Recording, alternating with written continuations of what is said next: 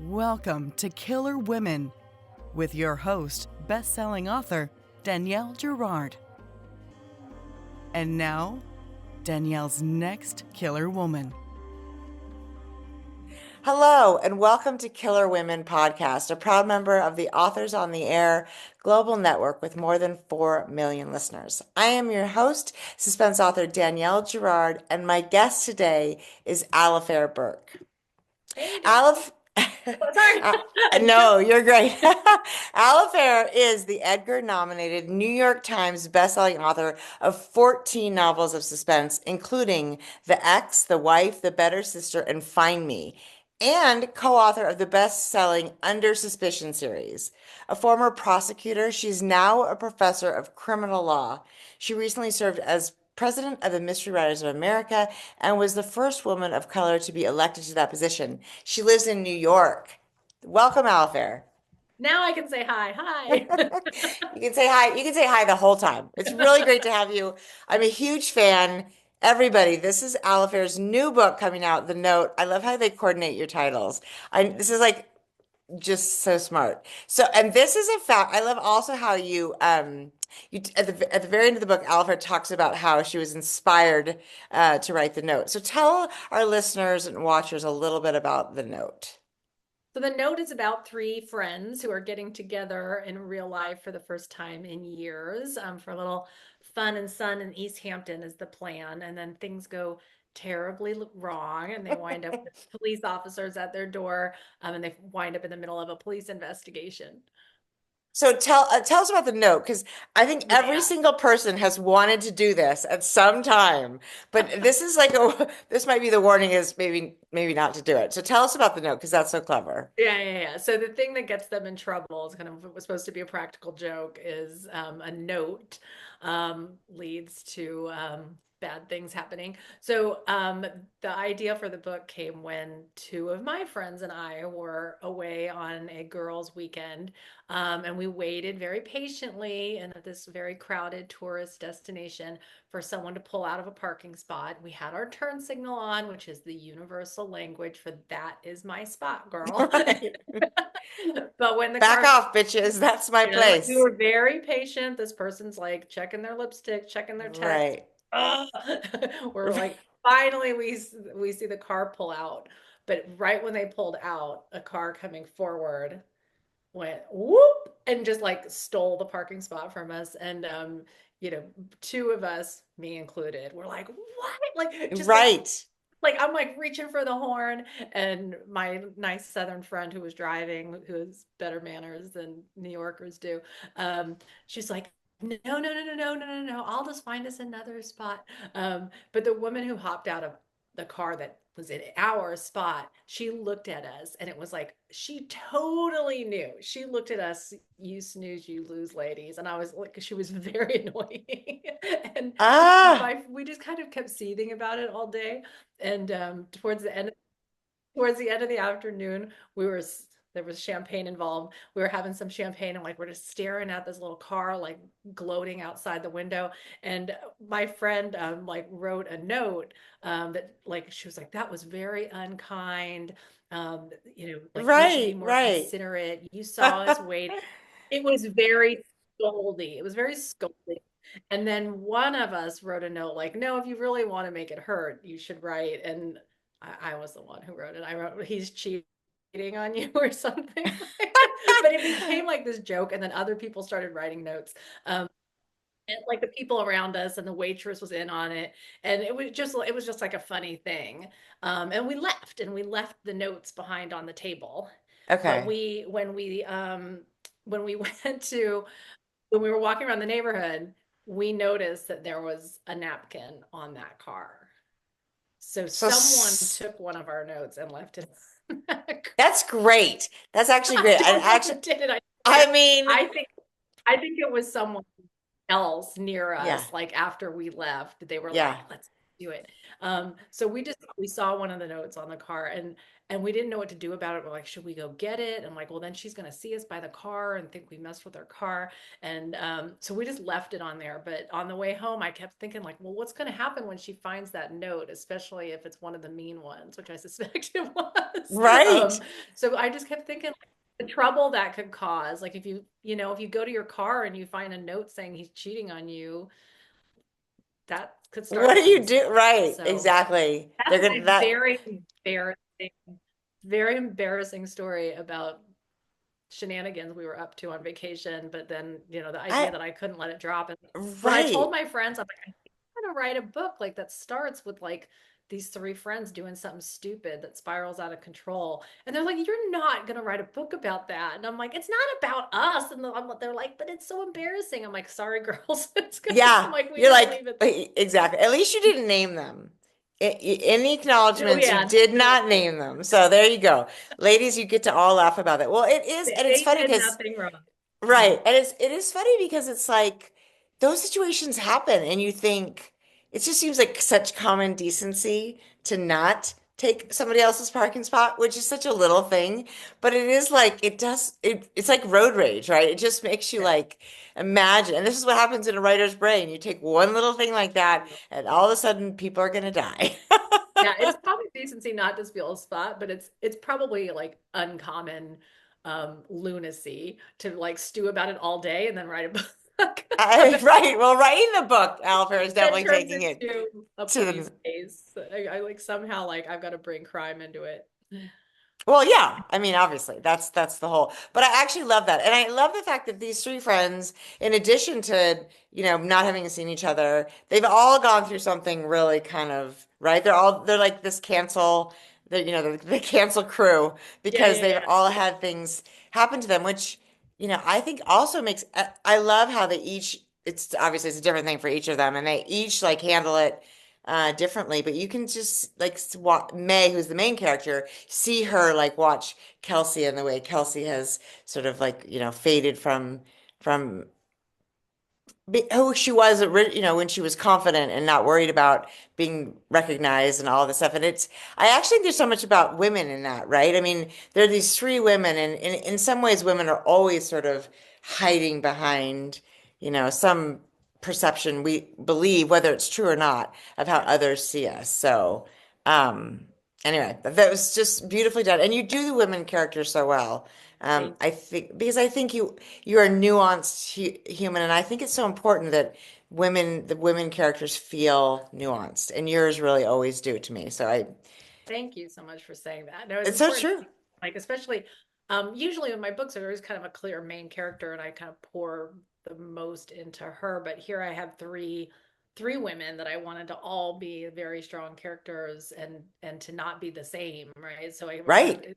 it's a little bit of work with the characterization. So I'm glad, hopefully, it sounds like you thought it worked, that It they're does. very separate people and very distinct people. But you mentioned kind of the canceled crew, that's their nickname for their group thread that's 24/7 group text thread. But they've all kind of gone through something on the internet, and one Yeah. of the you know the stuff I'm fascinated with works its way onto the page whether I think about it or not. But one of the things that's been in my mind is just there's a cruelty to the internet, right, that Oh, we're all familiar with, but it's particularly toxic, I think, towards women. And so all three of these women, for different reasons, as you mentioned, have had moments where they got unwanted attention on the internet yeah. and you have these strangers just judging people like they know them. And Right. they become like a fictional character like on the internet, and people feel free to trash them. And Yeah. because of that, all three of them have kind of there's sort of a paranoia that sets upon them, like Totally. a rational kind of paranoia, and it affects the decisions that they make when things start to go wrong on their vacation. So I think I was happy that it kind of came together well. That Yeah. Yes. I mean, I do. And I love the idea that, well, I love the idea that each of them has a very, you have to read it. Yeah, that's I like to sort of come back to that. You have to read it because the way that they deal with each of their situations, which is very different, is also very individual to the woman. And I like that sometimes they don't necessarily understand. I mean, they look at each other like the way we all do with friends and don't necessarily understand all the nuances going on because we don't share everything and we all are there's shame in that. Even though I mean, it's like getting this is like the for us like the one-star review that just goes on and on and on about how how much they hate your book, and you're like, Don't read the reviews. right? You're like, wow. I know. I'm never I'm never totally successful at that, but yeah, you got to get better. So tell us what's it like to write? Because you're also obviously, the best-selling author of the Mary Higgins Clark books, which is, I mean, who we like grew up on those, right? I I know, mean, those were like, I I think know. it's so amazing that you're still doing those and they're so wonderful. What's it like when you're putting yourself in her shoes versus being Alafair, and how do Yeah, you sort of it's very separate different. those? So, Yeah, but thank you for mentioning that the Under Suspicion series that I worked on with Mary. It's kind of freaks me out when I'm like, oh yeah, I wrote like 7 or 8 books with Mary Higgins Clark because yeah, those were kind of like the introduction to the dark crime world, for a lot of us yes. being in that era. So, I was approached by her publisher. She wrote a book called "I've Got You Under My Skin," where the main character is a news producer who investigates cold cases, and she wasn't the main character in the book, but she was sort of the investigative role in that book. And then she and her publisher had talked about spinning off that character to have it her own series. But she wanted to continue to write her standalones once a year. And as prolific as she was, at 80 years old, she wasn't going to write 2 books a year. You're So right. the idea was for her to have a co-author to work with on the series, to find someone who had done series work before. So I get a phone call, like, are you interested in having lunch to talk about maybe writing a book together? I'm like, well, that's an easy yes. Yes, right, right. I mean, And, right. She's such the goddess of the queen of suspense, yeah, for yeah. us. No, it So was what pretty was she? daunting. Yeah, So what was she like in real life? amazing. She's so nice. I was so nervous going over to her house because, I've seen her photos, on the back of her books, and she's got her hair done, makeup done, Yeah. jewelry, and like I'm a ragamuffin. Like I sit around. I got dressed up for you. I put like an actual shirt on. Yeah, you don't know what's, yeah, I you brushed my hair. can't see my pajama bottoms, but from Yeah. here on up, I'm I like, yeah, write, I write in PJs, and like right. I was just like, oh my God, like what do I wear? But we had a great discussion. She's so nice, so kind to me. But I definitely saw it when I wrote with her. It was like me helping her Yeah, execute her vision, right? And I do think, with time, those books sound like a blended voice to some extent. And yeah, and that shows her respect for me, that it wasn't just me imitating Mary. It was like the Under Suspicion series is by both of us. Um, but that's kind of how I entered it, was sort of with the mindset of, you know, I'm helping her get this book done. And I'm going to try to write in her voice. And so we worked really well together. And she was always so kind to me. She's just like a very, very kind person. So yeah, yeah. And she's now, very. I mean, so how do those books go on after? I finished the one, uh, end of 2019, I guess. Yeah. We were almost done, and we were still passing pages to each other 2 days before she passed away. So it was very Oh, good. And it was clear I should finish that, and the family wanted to do that. And then she and I had talked about writing a sequel to Where Are the Children together, and so I did that. wow. And then I wrote one more Under Suspicion books since then, so I'm not sure if it'll continue or Yeah. not. Yeah. Um, I kind of, it depends on what readers want, Yeah. it's hard Right, to right. tell when you know that the person is gone.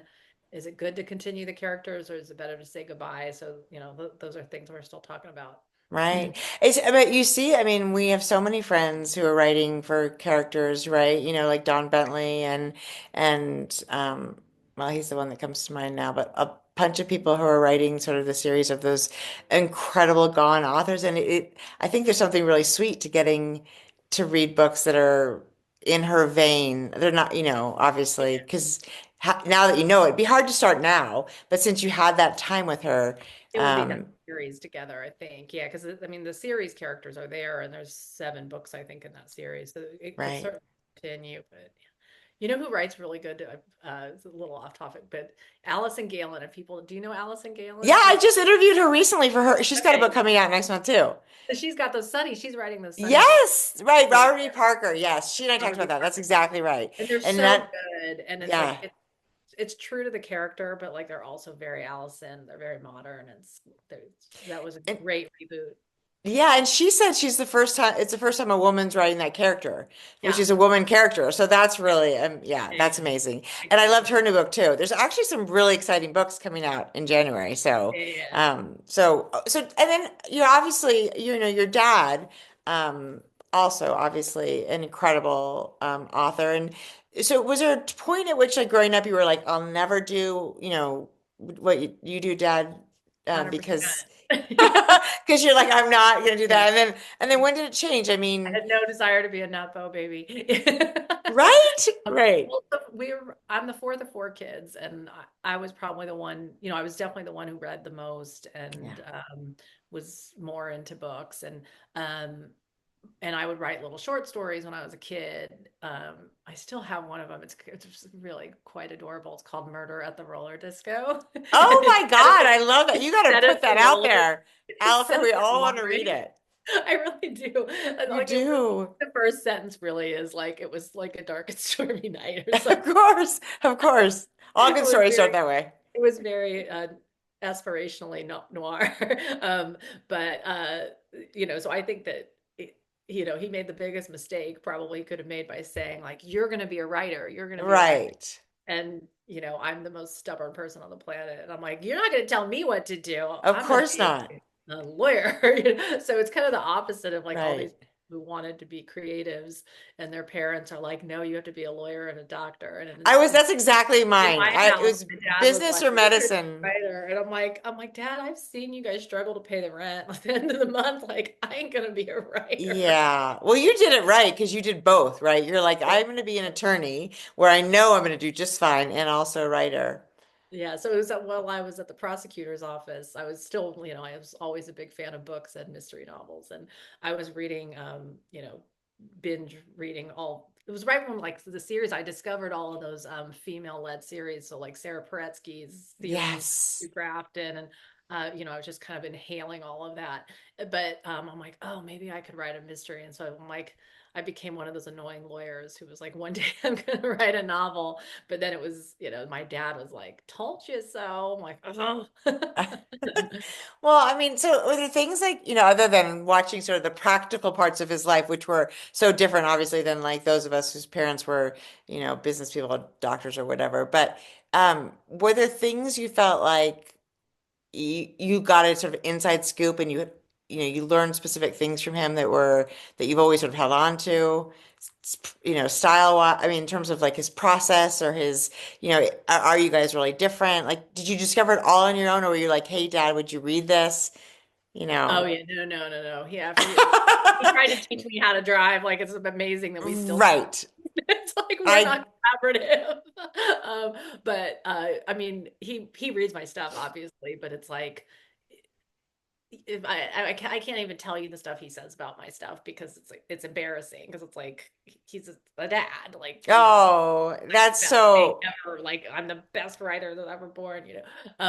So he's very supportive. But I would say, I think that just, so many people struggle to write anything other than a shopping list. Like right, it's you lose those muscles when once you're out of school and people aren't making right, you write 5-paragraph essays. You kind of just right, you don't remember how to write anything. And I do think that growing up in a house where I saw him writing, right. like one, he's a really, but both our whole family, it's like we're talkers and storytellers and we know Yeah, how to getting middle and an end. And so to not one, you kind of learn how to tell a story, but that it was seemed very natural that when you had a story that you would go write it down. And so I think just seeing that made it seem doable. And I also just saw that like whether he was getting published or not, he just kept writing. right. Like he kind of waited everybody out. I mean, for things I'm not going to say we were poor growing up, but it was definitely, I saw my parents struggling. There's four kids. Yeah. Um, and when my dad didn't have publishing money coming in, like it was not easy. And I didn't really know that he was unpublished. Like when you're a kid, you don't know if your parents are a big deal Right. or a nothing, and it's like, I just like when people said, "What does your dad do?" I'm like, "Oh, he's a writer." And they're like, "What does he write?" And I'm like, "I don't know. I'm a dumb kid. I have no idea." Right. Right. Right. You Um, were, yeah. it was only later that I figured out that like he was out of print. He didn't have a publisher. Like I think he went years. I mean, several years. I've kind of like forgotten, what was it, 7, 11, one of those Wow. years. Yeah. He was out of print for a long time, and just kept mailing things out until, and then it's not like he suddenly hit it big. He got a book published by an academic press, and then a collection of short stories. And then he wrote his first crime novel, and that got him back into a major publisher again, but a small deal. Um, Yeah. and then so it's just, I think for me, like the lesson is more, it's not in craft as much as just dedication to craft. Like he never Right. trend. He doesn't, he doesn't do industry talk. He doesn't do the conferences. I mean, I Right. like that community. Um, Yes. I don't I don't think of the business of book selling as much as I write the books and try to find people who can do the business stuff correctly, you know. Yeah. I mean, I think if you didn't like, I feel like it's, if you didn't love to write, if you aren't somebody who just like loves to put your stories down, this is like the worst career ever. Yeah. But people are like, oh, people are like, oh, I want to get rich. I'm going to write a book. I'm like, oh, there are so many Right. better Right. ways to get Right. rich. Right. In fact, they're kind of all Dumb way to better. try to make money. Yeah, it Yeah. is. I It's mean, a that's how, really that is stupid way to absolutely. make money. People do romanticize it. Like, it's funny the questions you get. Like, so do you have like a, like like, do you have a cigar or in a robe? And I'm like, what? Like, how do you picture people are actually doing this job? Because, like you were describing earlier, where we're like ragamuffins in our pajamas, that's kind of how it looks, It right? is. Yeah. So So how do you balance? Because you're now like, you're a law professor, and I mean, you've got a lot of things, and going on. So how do you sort of, is there like are you a schedule person, like mornings? How do you sort of make it happen? Uh, sometimes I don't. I write best really late at night. For Interesting. me, Okay.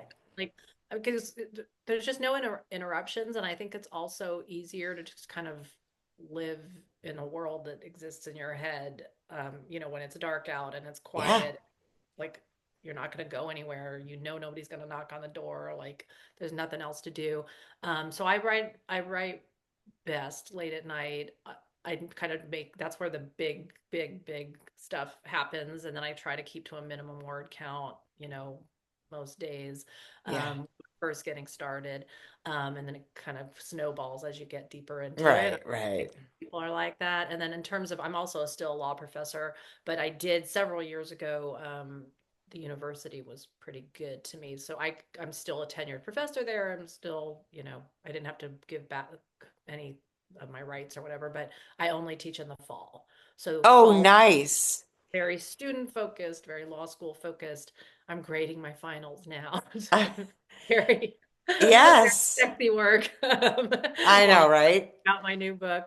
And then spring and summer is kind of when I do the writing. Yeah. That's really nice. So do you find like because I always figure out between books, my brain has to, I'm not like I've got a million ideas, and so we'll just figure out which one's best. I am like one idea that is like I'm just squeezing the blood out of a turnip at any one time. So do you find that sort of when you're working on, when you're teaching, it's such a different part of your brain and your focus is so different that ideas kind of happen then? It's a really different part of the brain. No, I feel like if anything, I've kind of got to make a concerted effort to kind of keep my writer brain going so that it doesn't, Interesting. you got to keep using those muscles. So even if it's just brainstorming or writing a page here and there, even Yeah. reading the genre, like it kind of keeps your imagination going. Uh, kind of stay in that world. Yeah. Yeah, I yeah, do that that is interesting. That is sometimes. interesting. It's more like we need to be folding laundry. I feel like things like folding laundry or, cleaning things or organizing a drawer. That's when like I just had a revision due.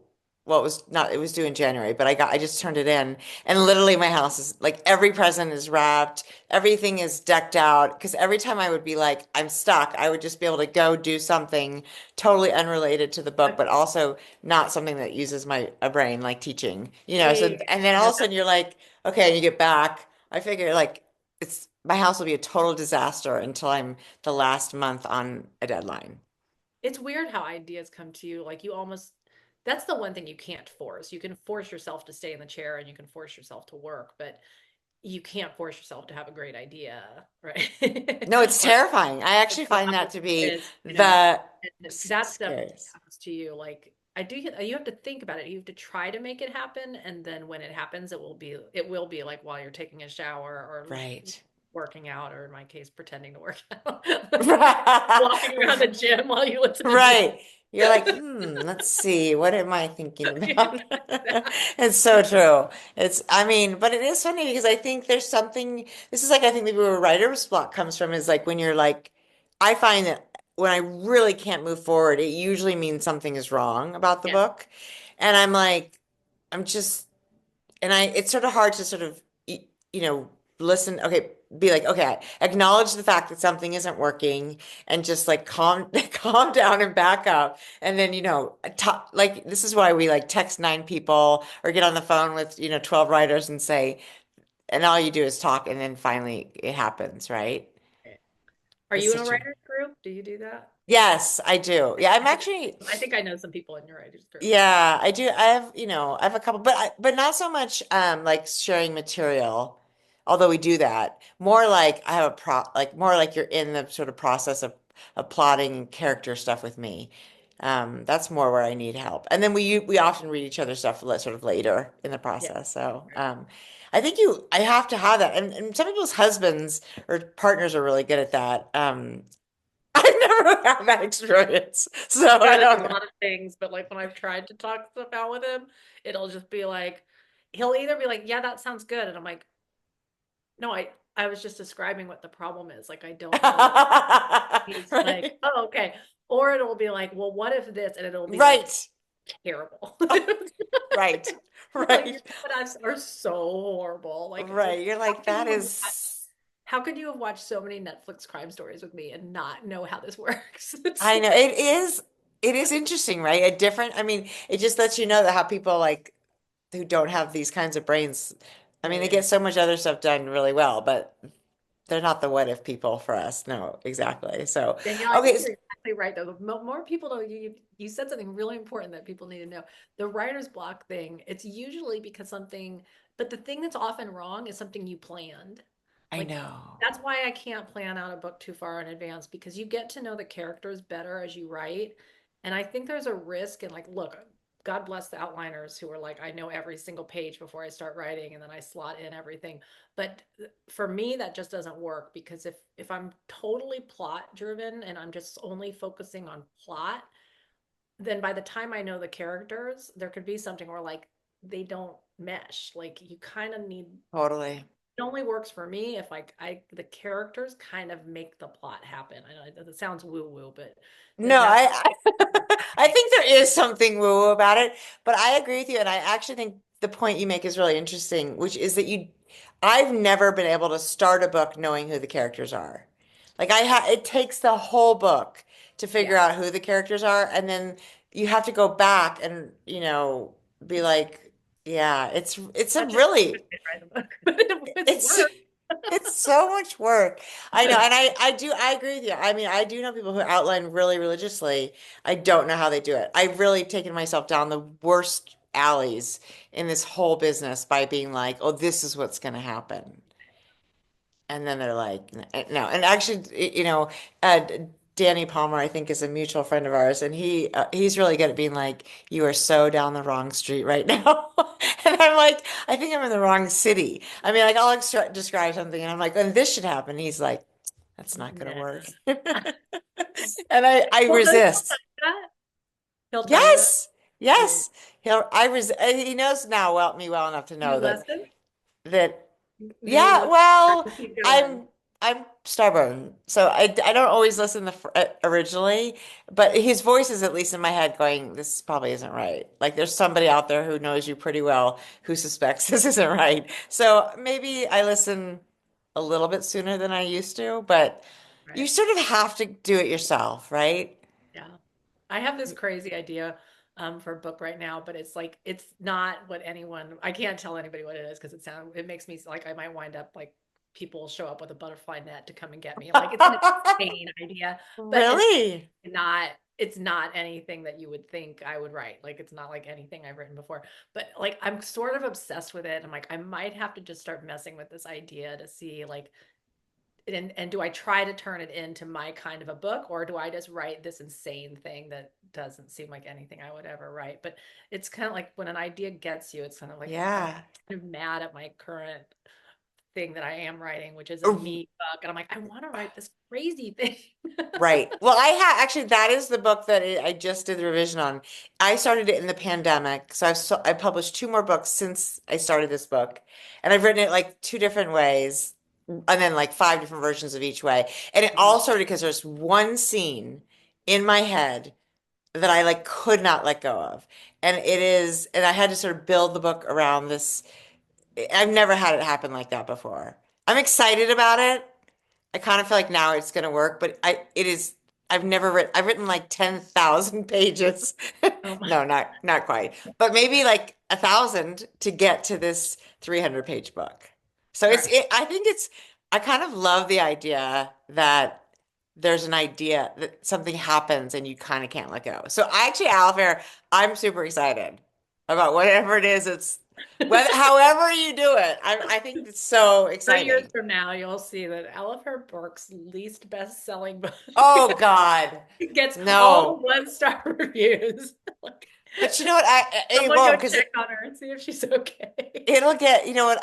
And isn't it funny that those books that like people either love or hate, think about how well they do, right? I mean, it's really because what people really want to do is to have like if everybody loves a book, it's not news, right? Right. It's like, but when people like either love it or hate it, Hate it. that could be the thing. It could be a solid 2.9 stars, which is not what you necessarily want.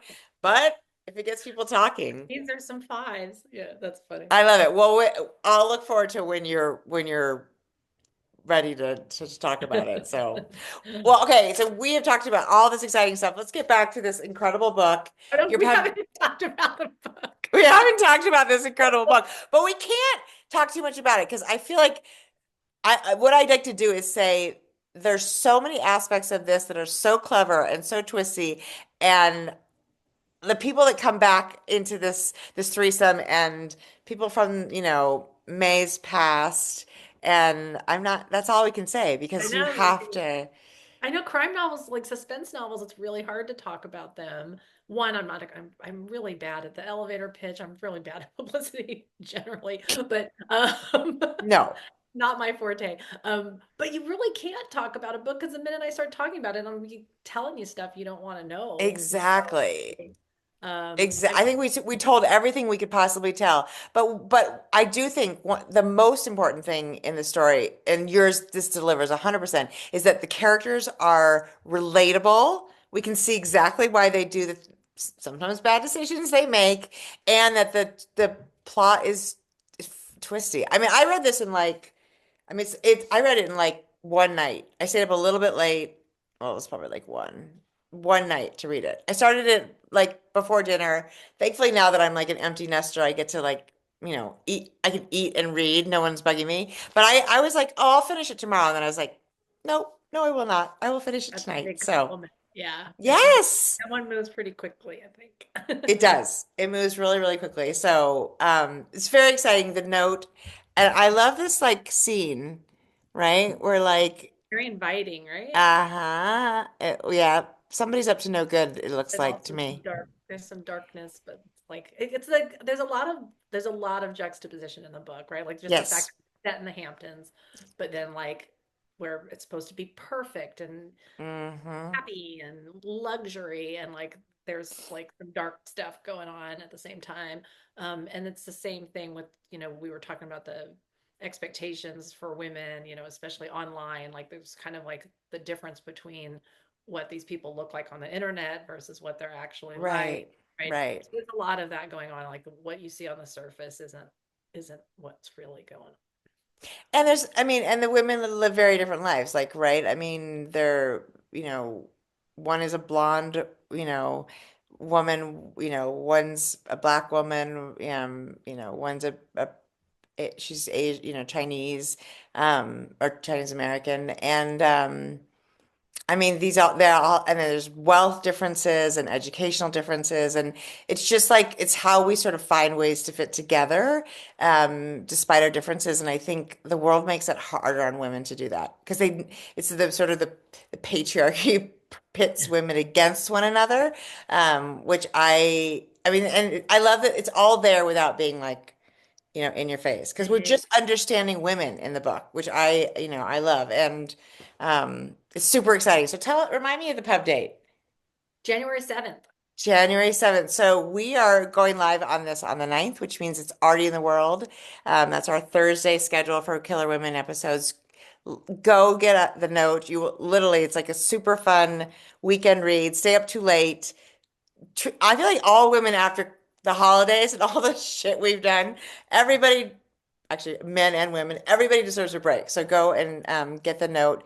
Alafair, it was so fun to have you on the show today. Thank Um, you so much for having me. oh my God, it's super fun. I It's know I fun will to see see you. you, I know, in New York at Thriller Fest.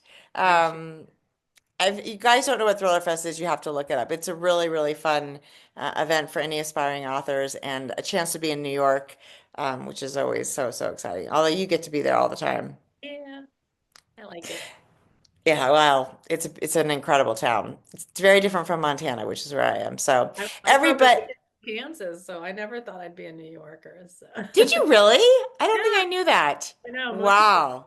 Yeah, Uh-uh. Midwest nice, but now You I'm here. made but now that you've been in New York, you've got some New York edge, I would imagine. You've A developed little some. bit, but I am always like people can smell the Kansas on me because like I am the person who I get asked directions every day. Oh, Like that's so funny. yeah, Yeah, I still seem like the kind of person that would give you directions. I like that. Don't lose that. We all need directions in New York. It's very confusing.